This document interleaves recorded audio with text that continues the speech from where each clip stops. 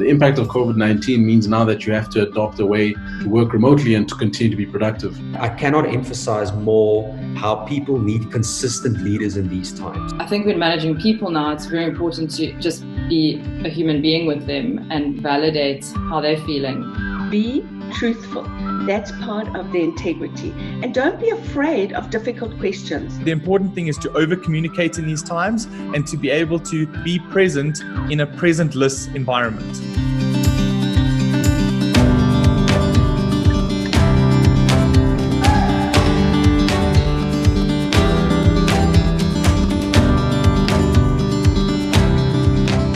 So there are certain things you as a leader and a manager can control and other things you can't. So what can you control?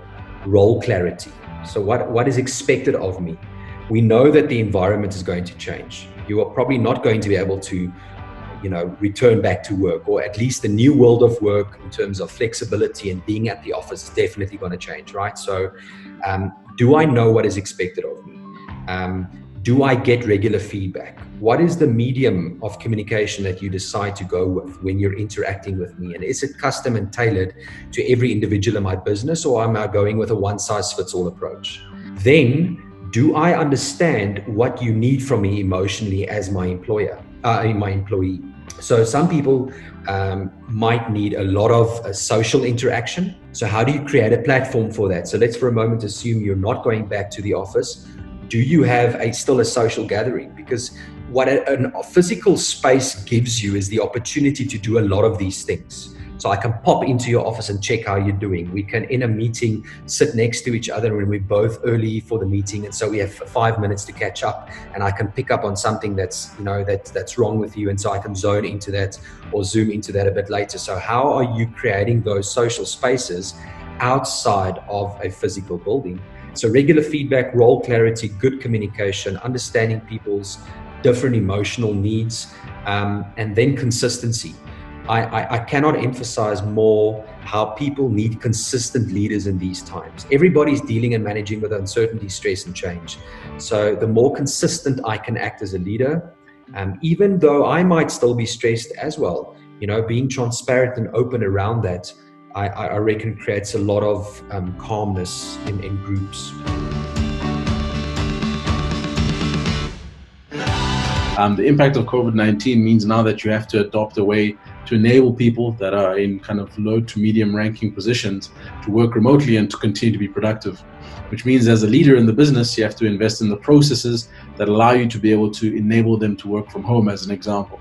The processes that allow you to still measure productivity, the processes that help them to build confidence as they're achieving and as they're doing things. So that's a very important starting point for a lot of SMEs, because most of them, because of the owner or founder involvement, they tend to be quite lax when it comes to process because everything sits in the owner's head. So my first piece of advice for SMEs is try and get as much of that information codified so that it's a process that anybody can reference. And because you can't sit with people every single day, or you can't follow up with people every single day, it's important that there's a reference that they have in terms of getting things done.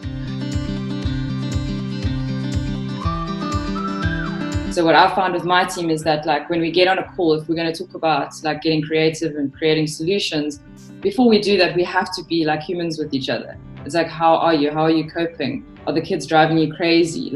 How do you feel today? And just giving them some validation on, I'm feeling so overwhelmed right now. And I can't actually cope with anything. I'm really, really struggling. What do you think is going to happen? They always come back to me with questions what's going to happen with the lockdown?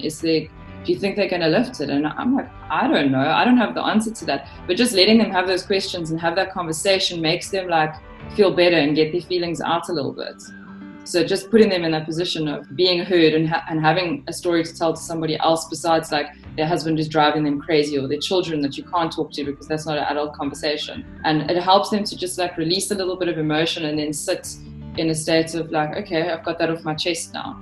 And then we can kind of just think from a more clearer space. I think when managing people now, it's very important to just be a human being with them and validate how they're feeling. The environment that you work in is so important. Now we're all working in an environment which is our home, which is generally chaotic right now. As a leader, the people I work with tend to feel like they have to have all the answers. And I would suggest to you that it's the exact opposite, that the principles of good people leadership and maintaining healthy, appropriate relationships with the people that work both for you and with you is to work on your integrity. And integrity for me talks about three things: that what you say, what you do, what you're thinking, well, four things, and what you're feeling are actually in a straight line. So it's a great quick test. If you're saying one thing but thinking and feeling something else, you're out of integrity. And what I would say to you is, during this time, people's ability to discern that is very, very high. So, okay, how do you then use that knowledge to create a connection and to communicate and to create a better quality relationship with the people that you're working with? And by the way, this works exactly the same for all your stakeholders. So how do you actually do that? So I recommend three things. The first one is, don't separate the reality of your business from your communication. So don't make your communication all about culture and values and vision. Try and integrate that with the hard nuts and bolts of your business. Be truthful. That's part of the integrity. And don't be afraid of difficult questions. It's much better to say, I don't have all the answers, and there are things that worry me, than to say, we're all going to come out of this okay. Because people will trust what they know to be true, no matter what the level of people are.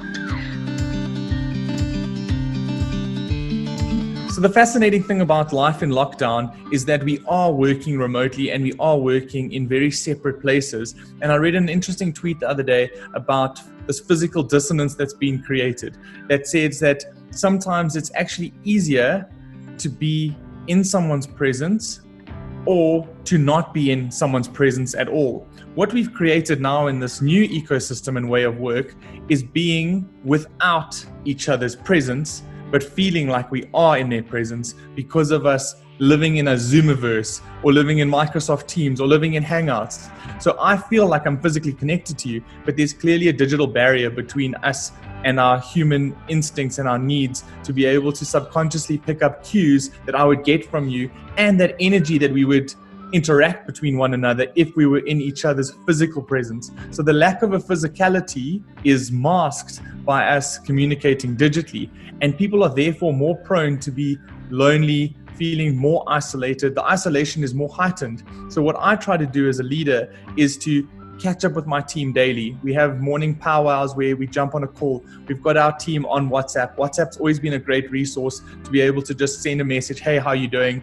But the important thing is to over communicate in these times and to be able to be present in a presentless environment. As a leader, you are a messenger and you're delivering a message to your team.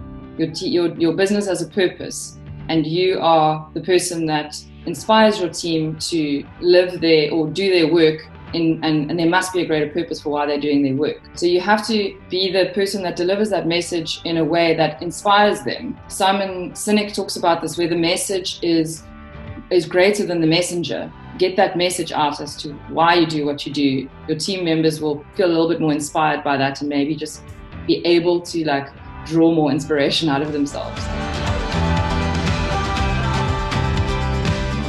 The first thing is I've had to be truthful. So we have done a few things. We, before lockdown, spoke about the fact very openly with our entire staff. But before I did that, I brought all my section heads together and I collaborated with them. How do you want to navigate this? We're probably not going to have enough money to pay everybody. Some people will work, some people won't. We have no sense of timelines, and shared the problem with them as if I considered them really practical people that I would rely on for input. Then once we locked down, we joined everybody up to a support group. What people most need to know is that you haven't forgotten them, that they matter, that their work matters, and that you are aware of how things are for them.